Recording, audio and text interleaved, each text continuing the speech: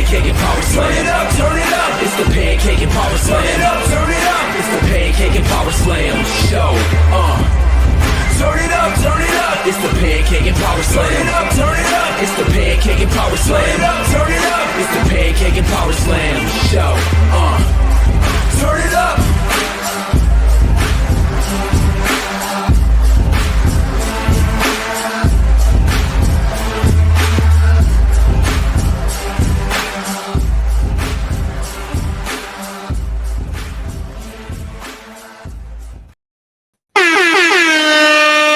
What is up, everybody? What is up, everybody? We are back at it, ready to rock and roll. Let's get it on. Let's get it going, y'all. Great time as always. Great time as always. We are here for episode 675. 675, y'all. Let's go. Come on in, y'all. Share the link. You already know what time it is. Share the link. Having a wonderful class for today. Ready to rock and roll. So come on in and share the link. Share the link. Share the link. We're going to talk about the psychology of selling your soul. Wow. What in the world? That's a really interesting topic, interesting concept, and I'm going to break it down, man. Why do people go down to the depths of selling their soul?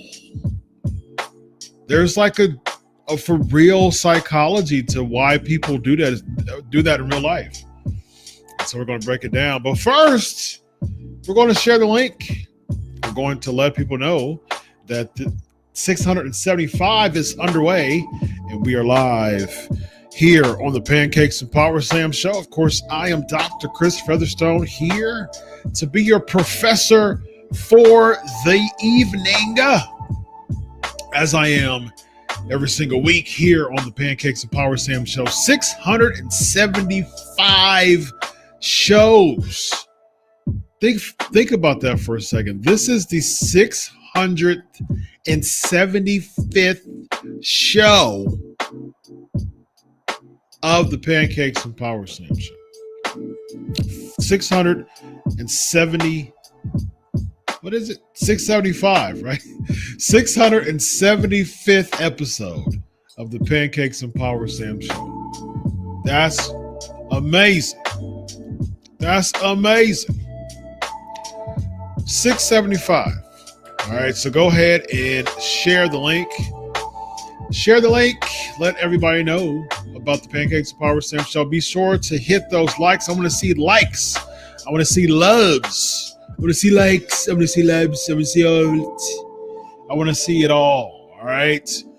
Go ahead and hit that like button, because that will boost up the algorithm of the show, of letting people know about the show on Pancakes and Powerslams. So be sure to do that. We are increasing in number right now. So thank you all for sharing the link. People know about the Pancakes and Powerslams Show because you let them know about the Pancakes and Powerslams Show. I'm only one person. I only have a certain amount of people that I'm able to reach, and that's all I got. All right. So everybody who's coming in here right now, you have a reach too that I don't have. And so that's how things spread, because you're in here locked and loaded, ready for class. And so let's have fun as always. All right, ladies and gentlemen. Copy the link in it. Yeah, just so on Facebook, the only thing you have to do, just copy the link. Matter of fact, there on Twitter, I see people on Twitter. I see a lot of people on YouTube, which actually is great. All right, so everybody who's on YouTube right now, you're looking right now. You're looking right now on YouTube. Hit that like button. Everybody who I see right now on YouTube, which is a lot of people on YouTube. That's fantastic. Hit the like button. You're looking at your phone right now. You're looking at me. Take your finger, hit the like button. Boom. Just like the button. All right. And what you do is you copy the link, hit the share, and blast it around your platforms. All right. Because you're looking at it right now on YouTube. Hit that like button. All right. So let's continue to grow in number as we continue to have a great time here on the Pancakes and Powerslams Show, as always. All right, so let's talk about, ladies and gentlemen, classes in session. Let's talk about the psychology of selling your soul. All right. Again, everybody who's watching it right now, you're looking at it on the phone. You're looking at me on the phone. Hit that like button. Boom. That's all it takes. It's for free, ladies and gentlemen. It's free. It's free to like. It's free to like the show. That's all you got to do is just hit that like button, because that spreads the algorithms as you're looking on the phone. And I thank you for that very, very much. It is free. I don't know if you knew that. I don't know if you knew that, but it's actually free to like the show. All right. It's actually free to comment as well. And it's actually free. Don't tell nobody. Don't tell nobody. It's actually free to subscribe as well. What? Yes, it's free to subscribe too. I mean, I don't know, man. I mean, like, I don't know. You may not know that, but it's actually free to subscribe. So be sure to do that. All right, so let's talk about the psychology of selling your soul. All right, so let's start off with this. Let's start off with Monero and Sullivan, a couple scholars. They said they argued that the authentic self. We'll start off with what the authentic self is. All right, so it's going to be a really fun navigation tonight, as far as, you know, talking about the authentic self. What's the soul? What's the authentic self? And so and we're going to start there, and then we're going to go into what happens when you sell your soul to the devil or to something evil or demonic or something of that nature. So the authentic self is the you that can be found at your absolute core. That is defined as the absolute self. It is not defined by your job, your function, your role, but it is the composite of all of your unique gifts, skills, abilities, interests, talents, insights, and wisdom. All right. So that is just that is everything encompassed when it comes to just your inner set, your authentic self. All right. Seeking authenticity, seeking that authentic self, that actually boosts self-esteem, that boosts self-confidence, that boosts self-worth. When you do it internally and when you start working on that inner working and that internal work and really start to boost working on your authentic self, it becomes very attractive to people and it becomes very magnetic to people. And people start to really look at you and start to respect you because they're seeing that oozing of confidence. And basically, it also shows that you're not, it's also a very big inspiration because it's showing that you're not succumbing or you're not bound or forced to the pressures of external, influences. And you're not forced, you're not conforming to societal expectations. And so basically, it gives you the courage to be vulnerable. It allows imperfections to be displayed. And then what happens when that occurs is that deeper connection with others start to happen when they start seeing that authentic self. And when there's deeper connections with people, that creates genuine empathy and understanding. And what that does is it also breeds trust, and it really creates that sense of attraction when it comes to interpersonal communications. It's really a phenomenal thing to really embrace your inner self and really start doing that inner work and really embracing your authentic self. And so the more stronger you are with having that authentic self, the more you start to genuinely get attracted to people, be attractive to people. And that authentic self is the way that really gets you up that echelon when it comes to promotions and when it comes to leverage and when it comes to being able to gain power in a healthy way and use that power in a healthy way. And so that's actually a very positive way of using that type of vulnerable, authentic self. When you really do some soul work, you're really tapping into those resources of understanding who you are, understanding who your inner self is, understanding the vulnerability that comes with that, and managing that very, very well. And it becomes very, very infectious. And that's actually a really good way of gaining attraction, gaining promotions, gaining status, gaining prestige in a very positive way. However, you start, when someone tries to shortcut that, when someone doesn't do the work when someone doesn't do the work that they're supposed to be doing, and they try to get that power or that status in a very shortcut way, and they're not doing the inner work that they're supposed to, and instead it's their inauthentic self, and they're trying to get that power because they're focused more on external means and external gains, then you start to exude insecurity. You start to exude low self-esteem. You start to exude low self-worth. And because of that, you start to tap into nefarious means when it comes into seeking power, obtaining power, and using that power in a very corrupt manner. All right. So what happens is, instead of inner work, instead of soul work, instead of self work, you start to do things like politic, deceptively politic. And so what happens with the deceptive politic, you start to get into that political behaviors. You start to have a motive of competition for power. You start to have this, and this is very common in the doing it at the expense of others. You're not saying, you know what, I'm confident enough that I can gain this power without deceptive means, without nefarious means, without insecure means, and shortcutting and politicking.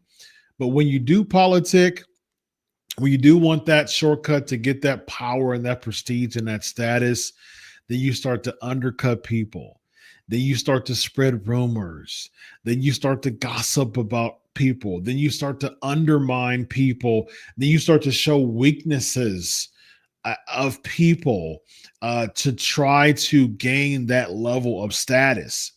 And that's a very, very dangerous way to climb up the bureaucratic ladder. And this is when it comes to like workplace, when it comes to gaining power, prestige. That's a very unfortunate, and that's a very, very dangerous and unhealthy way of gaining power and prestige. And so basically, when you're exploiting people and their weaknesses, it's very, very deceptive. It's dangerous, it's powerful. And a lot of times you don't think about the long haul. You don't think about the long game when you're doing things like that. And when you're getting to the point of gaining power by those means. And while you're politicking, that's oftentimes in the workplace. That's oftentimes a way that people gain status. I mean, we see that in WWE. I mean, like a lot of people, are accused of politicking the way up the ladder, but it's not only in the WWE. That happens in the corporate ladder all the time, politicking. That is a very, very common way of gaining power and prestige. Outside of politicking, yes, politicking's unfortunate. Yes, politics is unhealthy. So you go from self-work, authentic self, a good sign of power, and below that is politicking, which is can be deceptive. You can say the right things to the right people, and it doesn't always have to be at somebody else's expense, but oftentimes it is commonly at someone's expense. So that's a step below the healthy way of discovering your authentic self and gaining that healthy status and power and prestige that way. Step down from the deceptive politicking way is oftentimes bargaining. And so you can get power from, inheritance. You can get power from achievement and working that inner self.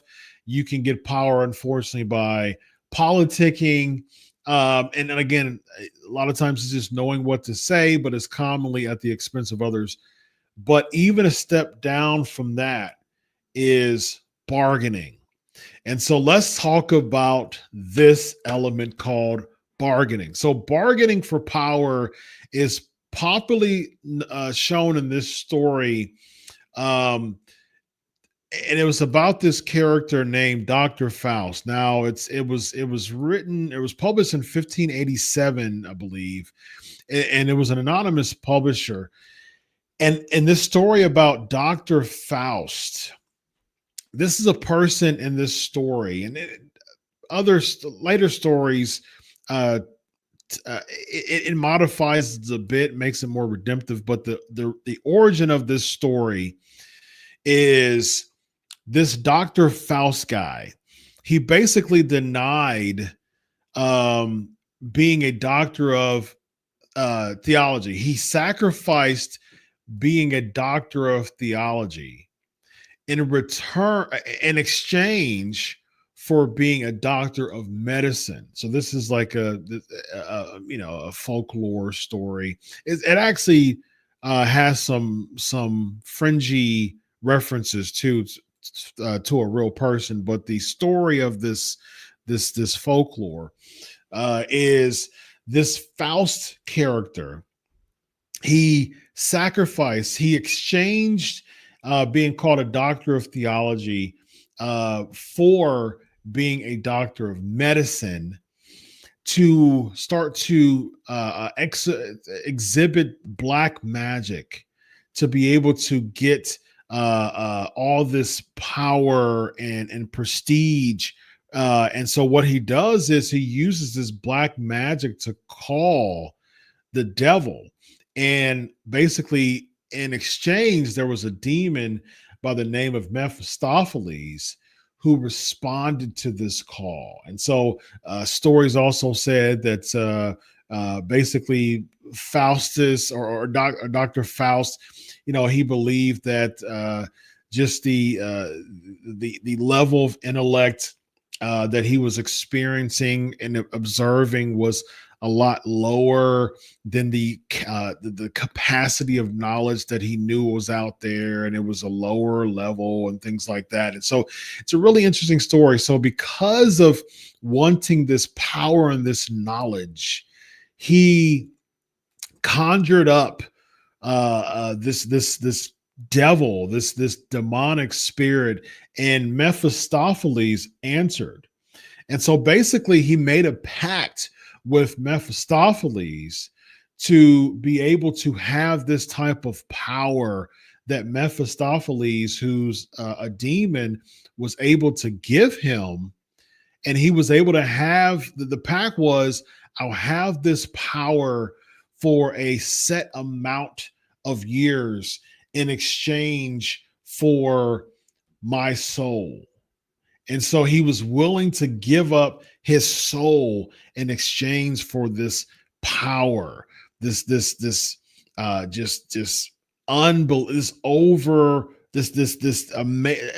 immense source of power that he had the ability to have. And so they agreed to it. However, Mephistopheles, who's a demon, he didn't give him the capacity of this power throughout the time period that they agreed to. He withheld a lot during this time frame, which angered Faust. It basically caused him to want to recant this pact that he had with Mephistopheles, because he was expecting to have all of this just enormous sense of power, and Mephistopheles duped him. He deceived him, he tricked him, he lied to him, and he didn't give him the fullness and the totality of the power that they agreed on. And of course, he's a demon, so there's no conscience there. He doesn't care. There's no moral code. He's like, okay, sure, I'll agree. Yeah, let's do it. Pact. Yeah, for your soul, right? Yep, absolutely. But what happened was the tail end of the pact still had to be honored. And so Mephistopheles didn't honor his pact. He didn't maximize the level of power that he gave Faust, but Faust had to honor his end, which was his soul. So yes, there was shades of power and prestige that Faust got, but it didn't match his expectations of the level of power that he was expecting from this exchange, from this pact. And so Mephistopheles was able to acquire his soul, and his soul was damned to eternity as a result of this pact that he made with Mephistopheles. and it was a dooming pact that a temporary time frame of power and prestige was sacrificed for an eternity of sacrificing someone's soul. So this concept, this story, basically coined the term. It's called Faustian when it comes to this type of exchange, and commonly we see this term called Faustian bargain. And Faustian bargain is defined as a Faustian bargain is defined as a pact whereby a person trades something of supreme moral or spiritual importance, such as personal values or the soul, for some worldly or material benefits, such as knowledge, power, or riches. So that has become what's called a Faustian bargain. So when someone uses phrases, or when people use phrases such as sold their soul to the devil, or made a pact with the devil, or things like that, selling your soul and making that type of major sacrifice for this power, this temporary, just being drunken in this temporary status, prestige, power, at the expense of your soul, from a more eternal perspective.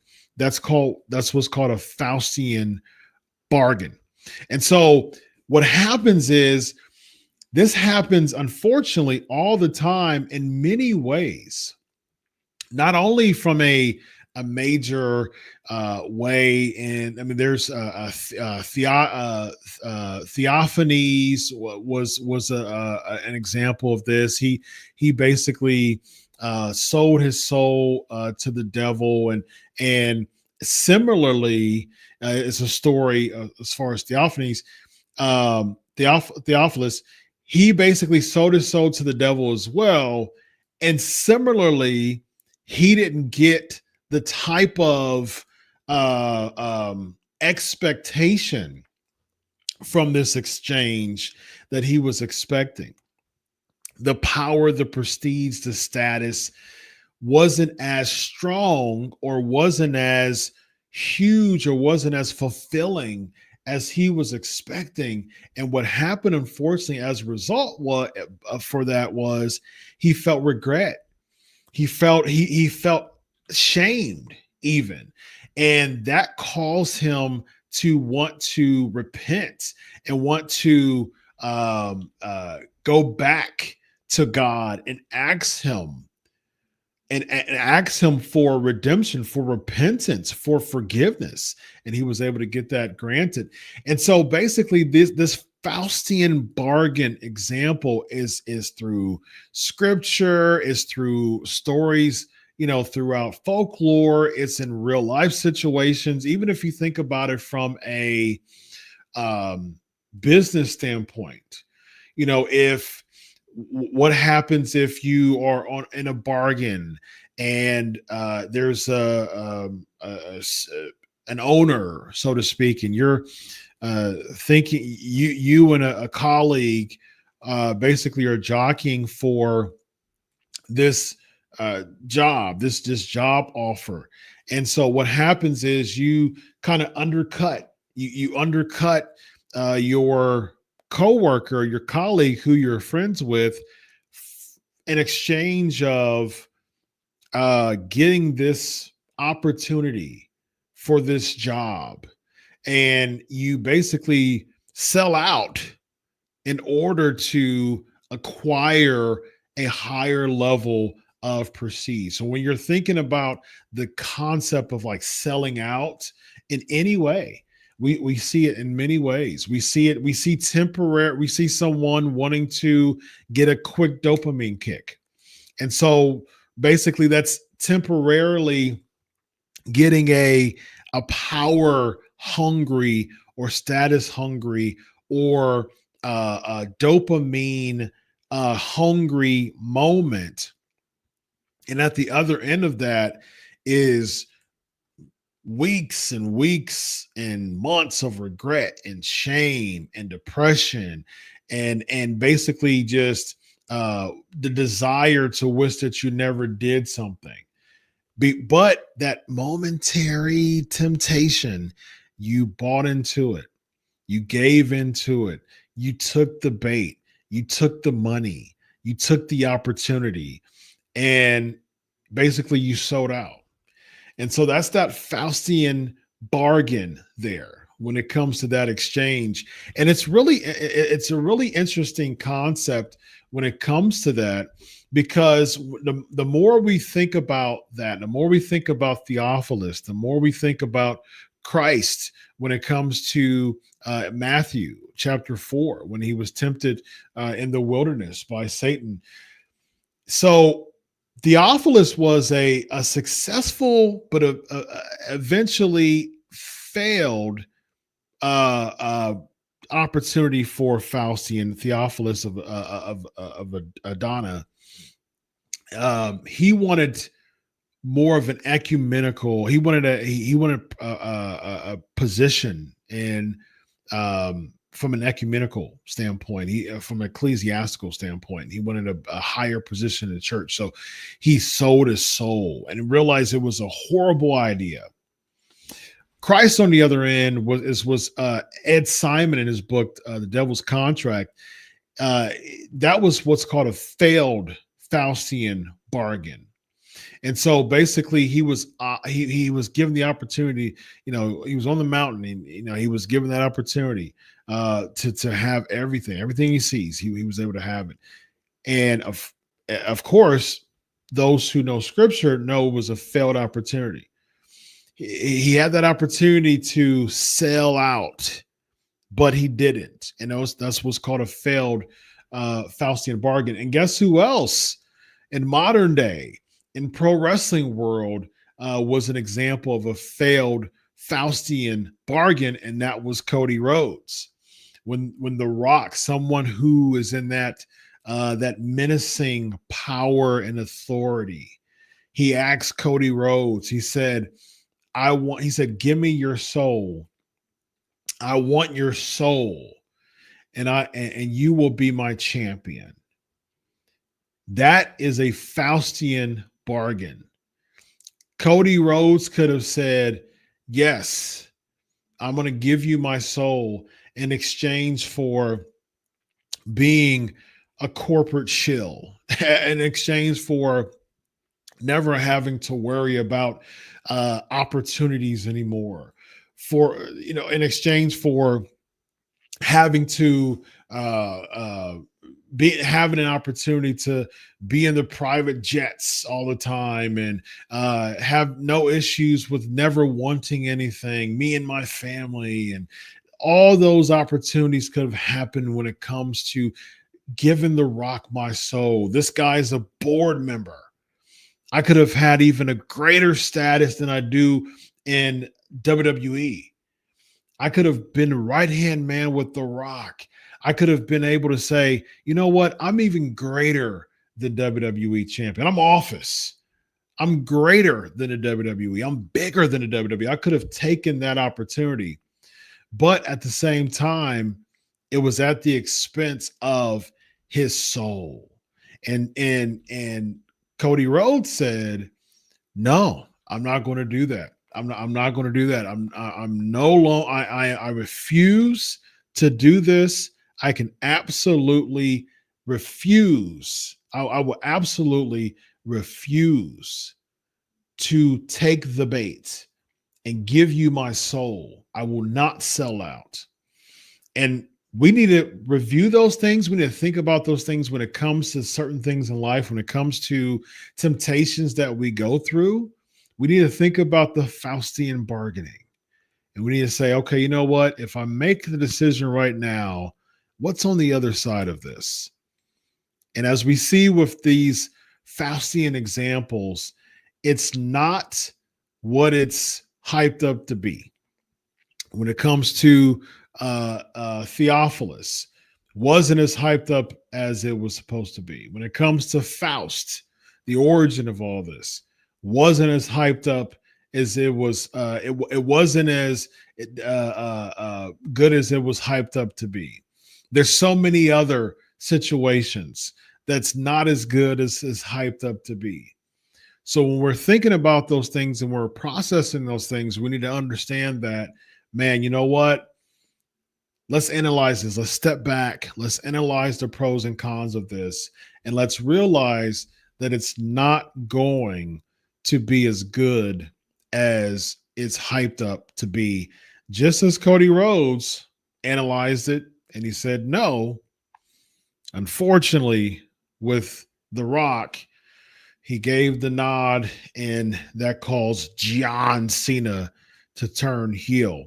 However, guess what? There's redemption to this because, as we know, Cody Rhodes is going to, as the baby face, Cody Rhodes is going to get the last laugh. But this is a part of the story. And in this part of the story that we saw at Elimination Chamber a few weeks back, we saw an example of Faustian bargain. We saw a failed example of Faustian bargain. However, we did see an example of Faustian bargain. We saw a successful example of Faustian bargain, for instance, when Hogan turned heel and he went to the NWO. He went to the New World Order. Who's the third man? Guess what? This whole time, the third man was Hulk Hogan. This guy who was immortal. He was cheered by everybody. He went to the dark side. He was allured by the outsiders to say, you know what? There's a better opportunity over here. These fans, they're starting to boo you now. They're not as hyped up. They're not as excited about Hulk Hogan as they used to be when it comes to the red and yellow. But if you come over us, if you come over with us, if you come over with these outsiders, we can start an entire empire by ourselves. We can completely use this opportunity to obliterate this current empire, this WCW, and we can take over. We can have this hostile takeover is what they called it. And we can use this NWO and this power and prestige to conquer the pro wrestling world. And guess what? Hulk Hogan, he gave in to Faustian bargain, and he turned to the dark side and became heel. And that is a successful story of Faustian bargain. But guess what, though? He ended up turning babyface again anyways. And so just like every other example, the Faustian bargain wasn't as hyped as it was supposed to be because they ended up splitting and went to Hollywood and Wolfpack, and he ended up turning heel at the end. He ended up turning babyface again, went back to the red and yellow. And so just like every other episode, just like every other instance, it's not as good as it was hyped up to be. So with that being said, ladies and gentlemen, that is class for today. That is the psychology of selling your soul and understanding what Faustian bargain is. So do a little bit more deep dive when it comes to Faustian bargain, understanding when you're thinking about making decisions in your life, think about the other side of that thing. And when it comes to that Faustian bargain concept, it's not as good as it's hyped up to be. It never is. All right. So there you go, ladies and gentlemen. That's class for today. I hope you enjoyed it. Of course, Ask Doc is the way to go when it comes to these questions. And so without further ado, it is time for the question cast. Right. Let's get it going. Hashtag Ask Doc. Let's do this. Let's do this. Got a lot of comments today. I love it. I love the interaction. Love it. I love the interaction. I love it. I love the interaction. All right, the People's Wrestling Channel's in the building. Your thoughts on Cena not changing his theme and gear? Do we get a new look in the theme at Mania? You know, I didn't understand that. I didn't understand I said this before on a few other channels, man. I didn't understand the promo. I don't understand why he's not changing his gear. I get it from a business standpoint. He wants to keep the merch. So he's just cutting a promo to basically say, I'm not going to change anything. And the secret part of that is, in reality, I just want that merch money. So, I mean, that's basically what's going on. But, I mean, I do think that he should have came out in black and all that. I mean, look. Commit to the bit. I always say that. Commit to the bit, man. If you're a heel, be a heel. Commit to the bit. Go all out. Don't wear no hustle, loyalty, respect type of another Cena colorway. Cena has colorways like Jordans. I mean, that's throughout the 20 years of Cena being who he is. We've seen 22 years. We've seen Cena have colorways like Jordan series. And now we got another colorway when it comes to John Cena instead of just going rogue and just going all black. And so, yeah, man. There were some rumors that Travis Scott was working on his theme. I think he should go all out, man. Honestly, let's go. Commit to the bit, man. Thoughts on Vince creating a new wrestling company? I mean, that's not a surprise at all. I've talked about that before. It's not a surprise if that were to be official. Doesn't surprise me whatsoever.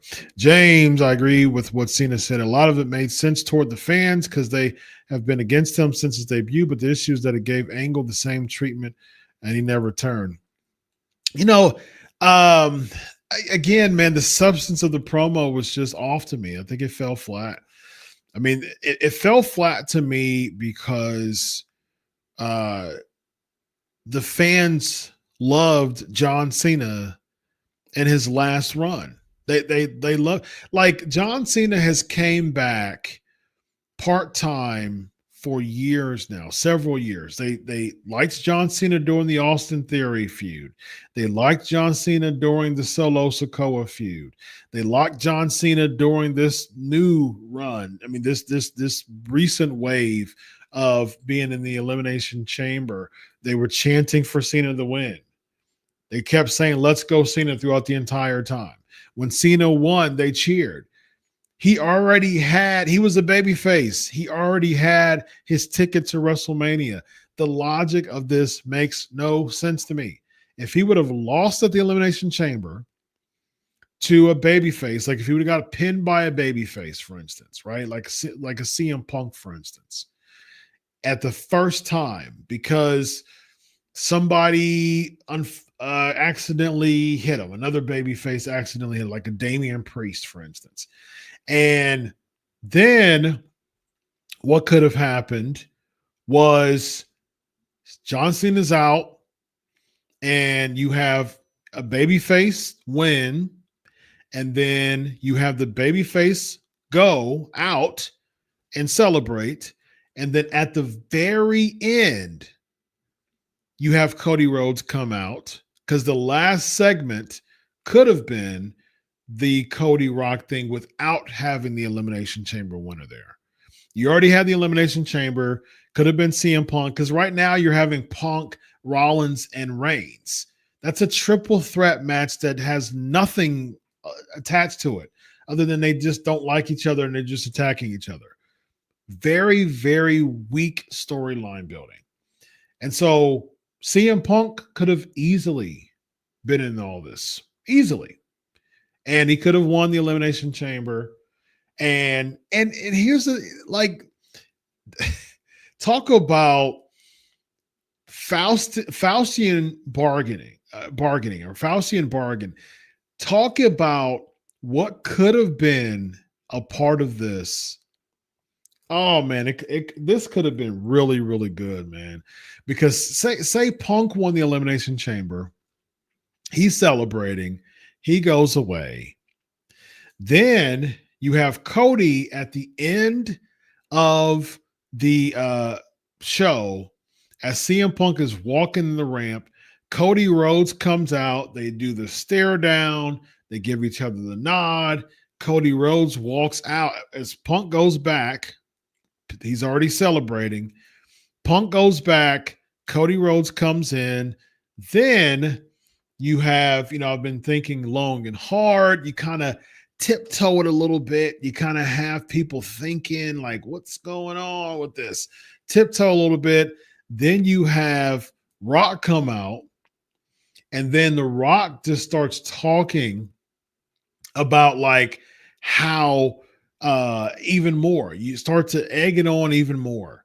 Like, I knew you'd do it. I knew you'd do it, Cody. I know you know how to think correctly, Cody Rhodes. You know how to think correctly. You are aware of everything that comes on the other side of giving me your soul. Again, Faustian bargain. You know everything that's on the other side of giving me your soul. And I knew, Cody Rhodes, that you would do it. And then you have us thinking that Cody Rhodes is going to say, yes, John Cena coming in, basically being that person to cut a promo and say, don't do it. And that continues to give John Cena that type of praise that the fans were already giving him in the match. And then basically Cody Rhodes finishes it off and says, Rock, no. And all the stuff that he said before. Fans go wild. Cena still does the celebration like he did before. And then you do the gimmick with Cena turning. Because of Cena losing the Elimination Chamber and Cena wanting that opportunity to break the streak.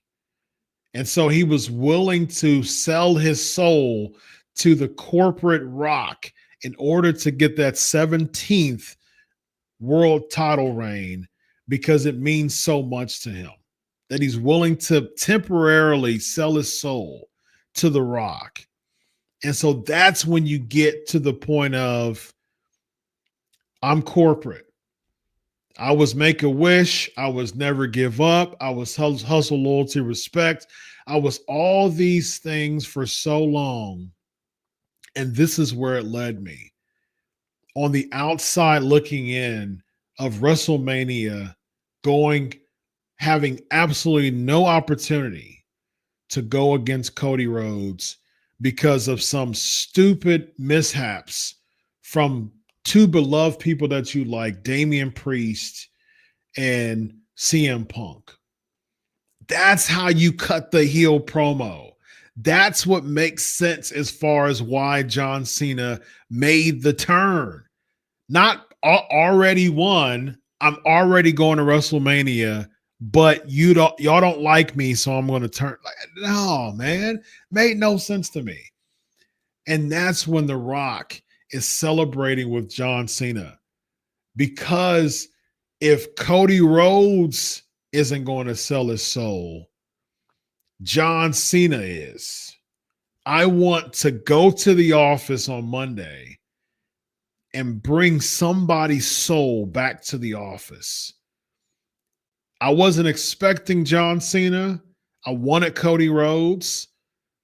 But since Cody Rhodes said no, and John Cena made that decision right there to sell his soul because he can get an opportunity to main event WrestleMania, boom, there you go. So you could have turned that to either a triple threat match between Cena, Punk, and Cody. You could have even done Cody and Punk be in cahoots, because right now you got Rock and Cena. That could have been the thing going into, and then toward the tail end of WrestleMania, you could have easily had CM Punk. You could have had Cody Rhodes trying to hit John Cena. John Cena ducks. He hits CM Punk instead. They start beefing. John Cena gets the heat by ducking, and now there's some dissension there between all of them now. And Cena's the one who gets the heat. That's the way that you could have taken that into WrestleMania, man. I just thought about that on the fly, and I personally think that was a better, more logical route than what we saw. Let's see here. We got James. I know Kurt turned heel in his career, but if I recall, it wasn't cause the fans chanting "You suck" every time he came out. So Cena has a point, but imagine if Kurt turned just because of opinions. Again, man, Cena doesn't have a point to me regard. I mean, there was the "Let's Go Cena, Cena sucks." Yes, that gave for so long. He said he didn't care. Like, I don't. As long as you're giving me a reaction, that's all I care about. But now he cares. Like, okay, sure. Thoughts on the Hall of Fame? James is asking. Triple H, Lex Luger, and McCool going in. I heard it might attack from the earthquake, though. I'm not too familiar with their work. Yeah, I mean, Triple H, he's already in. I mean, two-time Hall of Famers idea. Okay. I mean, again, I keep saying the same thing. But WWE, give me the criteria. What's the criteria? Is there a committee? I mean, like, I think that needs to happen. And so does Triple H deserve to be in the Hall of Fame by himself? Absolutely. Luger, well overdue. McCool, I mean, she has a resume. I mean, I would argue that I think that there's a lot of people that should go in before her, but I mean, hey, kudos to her. Kudos to her. Earthquake and typhoon, natural disasters. They were, they weren't a huge tag team, during that time. They were a heel tag team for a hiccup. I mean, that based when Fred Ottman was Tugboat, he turned heel, went with Earthquake. They became the Natural Disasters. They were a really cool heel tag team for a small period of time. Hall of Fame worthy as a tag team? I'm not sure about that. Yeah, we'll get into that, man. We'll figure that out as far as the wrestling room. I think you just have to type in wrestling room on YouTube. We're airing out. We're ironing out the kinks with that. Rock can have my soul if he likes. That is the most Markish comment I've ever heard you say, Ricky. I hope that you never say that again. Michael Pesolano, surreal to see on the same day McMahon at Madison Square Garden at a basketball game, and halfway across the world, John Cena cutting his heel promo. Yeah, that is surreal. I agree. Very interesting. Trick Williams is leader of the dark side. Is that true, Robert? I don't know. I don't really keep up with NXT like that. I like Trick Williams, but is he going heel now? Man.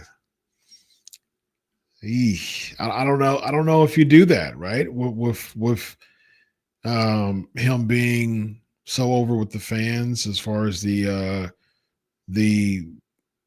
theme song and the chants and stuff like that. Do you do that? Do you do that? All right. Let's see here. Rollins in the building. Eric's in the building. What's up, Rollin? What's up, Dr. Chris? What's up? He just went live 12 minutes after Bill Apter went live on the Sportskeeda Wrestle Binge channel. Did Sportskeeda cancel scripted? Will you only work with Sportskeeda on Mondays? No, unscripted. Again, man, iron out the kinks. Like it's on Wrestle Room live. It was live on Wrestle Room. And they're just making some change. They're moving around. We were live at 11, just like we are every week. So you gotta type in try Sportskeeda Wrestle Room, because we were live and people were there. But yeah, just be patient with the process.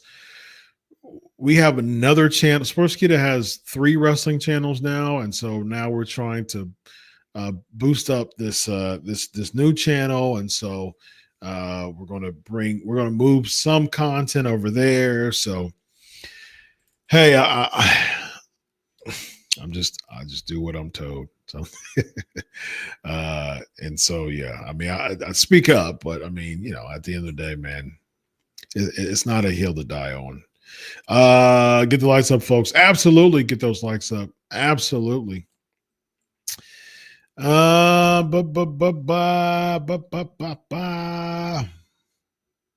got new shows on Sportskeeda without Chris. They suck. Chris has a way of keeping the podcast going fire. Thank you, man. I appreciate it. Let's see here. Of course, Axe Doc is the way to go. Appreciate all the love. I have a feeling Stone Cold may sell his soul for not everyone thinks he's coming to hope Cody stuns and Cena wins his 17th title. I don't think so. It's just it's too much of a extension. Like, yeah, we already tried that with when he did that. Speaking of Faustian bargain, Austin turning heel at WrestleMania 17 is another example of that. Going when Austin went corporate, he didn't like it. He didn't like. He was open for it. He was willing to do it. But Austin has said this plenty of times. He wasn't a fan of his heel run. And so he tried it before, and I don't think so. Place on proponents or converts pulled by or JW Theology. Yeah, absolutely, man. Can I quote the thought of giving into porn in a Faustian? Oh, absolutely. 100%. 100%. Ricky, we obviously know why Cena turned to make the match against Cody more interesting, but could also be to make Cody look like Superman and Mania for him to overcome the odds. I've said that before. Way to redeem yourself, Ricky. Good job, Ricky. Yeah, you know, I think so. I think that there is an opportunity, and I've said this before in a previous show, or another show with Sportskeeda. I think that there could be, it could very well be, because it's about a month's time where Cena is booked right now. I think his next show isn't booked until late May, after WrestleMania, as of now. So he's not going to win the title and just be gone for a month. So I'm like, I'm putting the math together, and I'm like, there's a part of me that thinks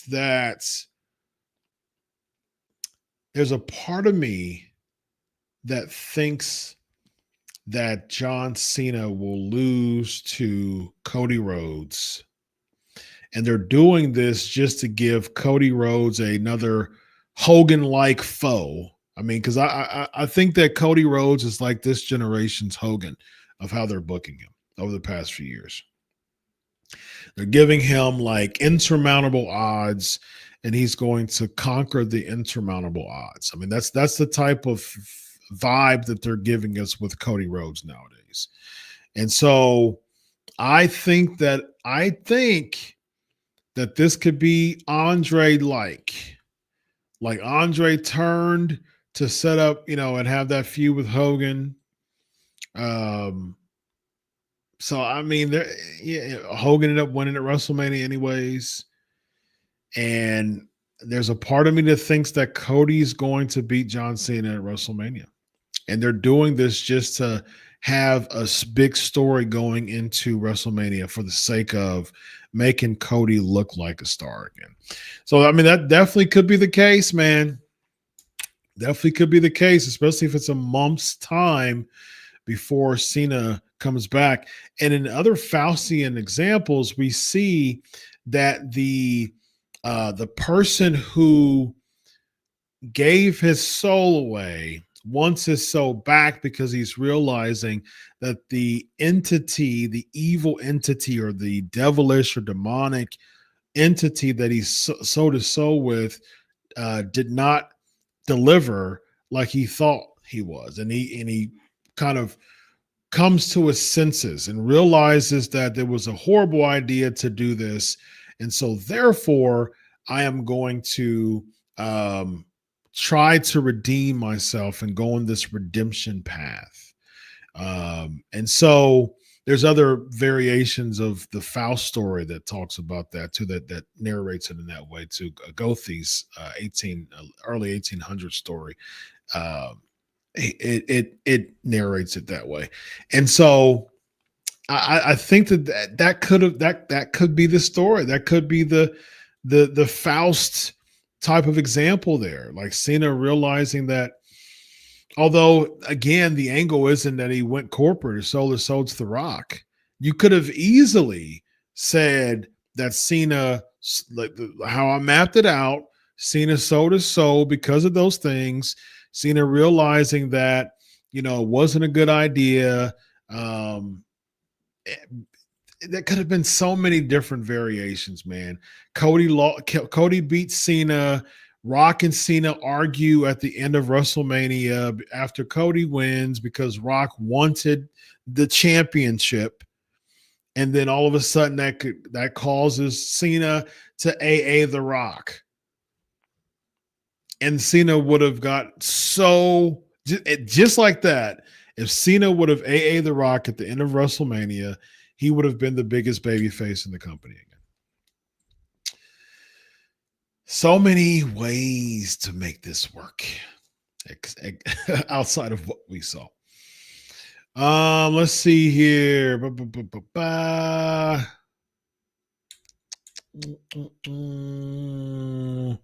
They were attacking people night. Him and Thorpe had underground match.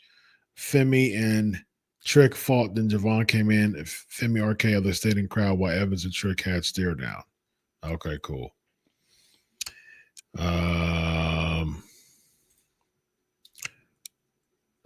Questions, totally agree with everything you said. You're welcome.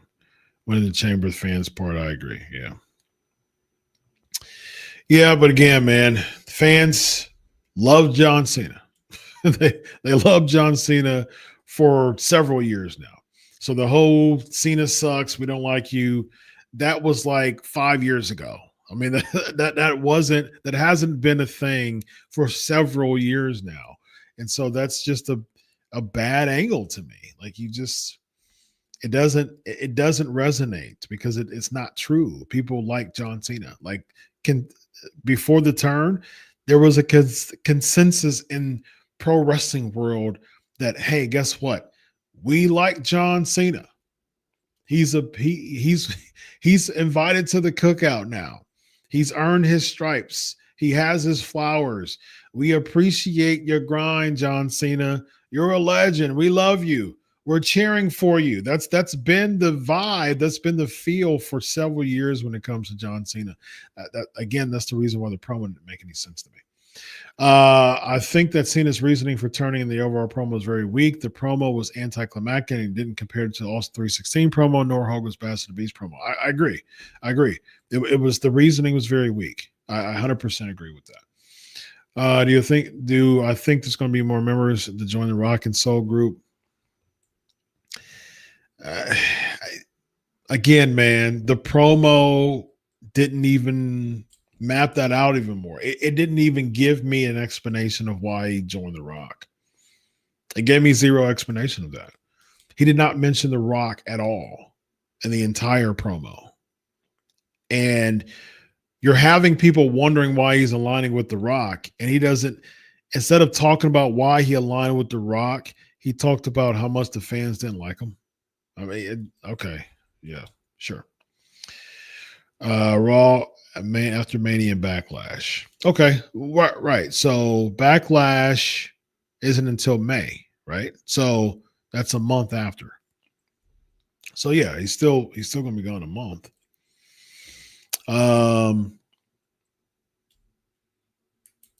Raw next. Oh yeah, I know that. I'm talking about post WrestleMania. Let's see here. We got Why couldn't The Rock do a 5-minute pre-tape promo to put on the Tron after seeing this promo explaining why he turned and joined him? That's what I was talking about on the Raw after show. I mean, why not? He did the same. He did this last year throughout the entire build with him and Cody. He wasn't there live a lot, but his pre-taped his amateur video promos was just as strong throughout the entire time of cutting these promos. It made it look real. It made it look authentic. It made it look like he was really having beef with Cody for being able to have this revolution coming along at his expense, because he was the one that wanted that main event spot. And so Cody came in, and so now he's thinking about it, like he's reflecting on it, and he's cutting promos over it. He's whooping him, and he's talking about Mama Rhodes, in video promos now, because the times that he came in, he would get all that heat. And so, and he won at WrestleMania. So it gave him even more heat, and even defied even the odds even more for Cody Rhodes. And so, yeah, man, I think they dropped it this year, man. Honestly, it feels rushed. I would have had Rock come out and control everything about Cena. His theme, he stops it midway, and one new play at Cena put his gear in the trash and burned it to the ring. I still think you have Cena have some type of say in all this, because it is Cena's choice to do this. And so I think the angle should have been more of why Cena made the choice instead of Rock controlling Cena. Let's see here. We got Robert Punk versus Rollins versus Reigns. Makes no sense. Punk's versus Seth. Just them together makes more sense for match. Yeah, the triple threat makes no sense. After all this time, you got Roman Reigns basically returning and putting himself in a triple threat match. No stakes, no nothing. A month before the show, and he comes back and he attacks Seth Rollins. And his beef with CM Punk is because Paul Heyman was tending to CM Punk after a cage match. So Roman Reigns only wants Paul Heyman to tend to him. Why didn't he spear Paul Heyman if he's upset with what he saw?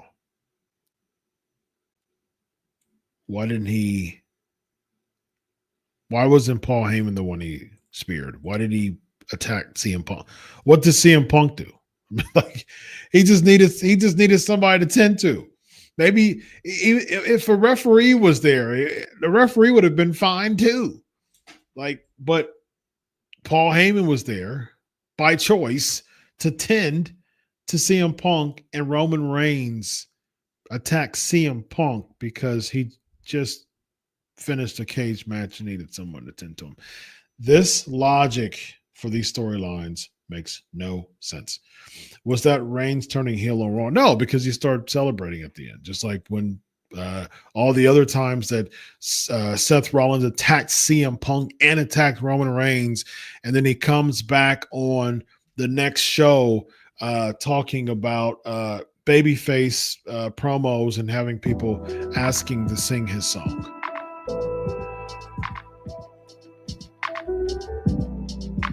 Who's getting the heat here?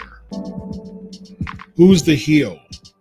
Why are you attacking babyfaces, getting booed, and then coming back and having people sing your song and pumping up the city that you're in at the whatever episode of Raw that you're cutting your promo at? Okay. Welcome to WrestleMania season, ladies and gentlemen. But I hope you enjoyed the class. This was the psychology of why people decide to sell their soul to the devil or to evil or for temporary power to a evil entity. And then you realize at the end of the day, wasn't even worth the hype. So there you go, ladies and gentlemen. Once again, another episode of the books, episode 675. Be sure to share the link, y'all. Everybody, I see a lot of people on Twitter, a lot of people on YouTube watching this right now live. Thank you very, very much for that. Thank you. Everybody on here right now, be sure to like on YouTube, subscribe on YouTube, and do me a favor, leave a comment on YouTube. All right. Thank you so much for all your support. We're about to head over to the after party for a little bit and have a little discussion, as we always do. Patreon.com/Pancakes and Powerslams. Less than $1 a week for these classes. They're free. They're free psychology classes every single week, y'all. I'm a college professor. People have to pay big money for psychology classes that I do, as far as just curriculums and stuff like that, of course, to get degrees. But you're getting free classes from different really, really compelling topics. So I'd appreciate you if you get to the Patreon. Be sure to subscribe there, become a patron. It's less than $1 a week. Show your love for the Pancakes and Powerslams Show. It would be greatly appreciated. Also, sub on YouTube if you haven't. Comment on YouTube. I want everybody who's on here right now to be a part of building this channel. If you like what you see, and once again, just like every single week, I don't have a drop. People don't drop out of watching this show. So thank you, and show how much you appreciate it and stay throughout the entire time by commenting on YouTube. Because guess what? That boosts the algorithms, and that shows that you appreciate what you see. And you was here the whole time and grinding with me the whole time and rocking with me the whole time. So I appreciate it. So you might as well, you've been here over an hour, so you might as well just leave a comment on YouTube and show your appreciation for the show. So thank you very much. Until next week, enjoy your week of wrestling. God bless, and always remember, I do it for you. Have a good night, everybody. So long.